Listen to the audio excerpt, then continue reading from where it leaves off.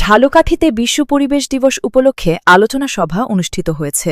ঝালকাঠি থেকে এইচ.এম. নাসির উদ্দিনের তথ্যচিত্রে বিস্তারিত। জলবায়ু পরিবর্তন আজকের পদক্ষেপ, আগামীর নিরাপত্তা। এই প্রতিপাদ্যকে সামনে রেখে ঝালকাঠিতে বিশ্ব পরিবেশ দিবস ২০২৬ উদযাপন উপলক্ষে এক আলোচনা সভা অনুষ্ঠিত হয়েছে। বৃহস্পতিবার ৯ জুলাই সকাল ১০:৩০ জেলা প্রশাসকের সম্মেলন কক্ষে আলোচনা সভার আয়োজন করা হয়।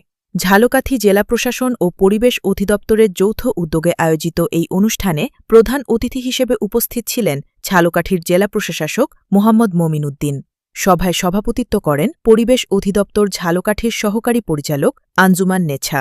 বিশেষ অতিথি হিসেবে উপস্থিত থেকে বক্তব্য রাখেন ঝালকাঠির ভারপ্রাপ্ত পুলিশ সুপার এস.এম. বাইজিদ ইবনে আকবর।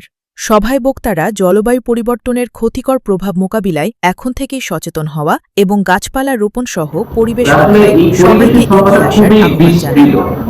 এটা আসলে একটু আমাদের প্রথমেই মাইন্ডসেট একটু সেট করে নিতে হবে যে পরিবেশ বলতে আমরা শুধু আমাদের বাড়ি বা আমাদের একটা প্রতিষ্ঠান অথবা আমাদের একটা সিটি অথবা আমাদের যে আমাদের দেশ এটার চারপাশ নিয়ে এটা ভাবলে আসলে আমাদের ধারণা ভুল হবে।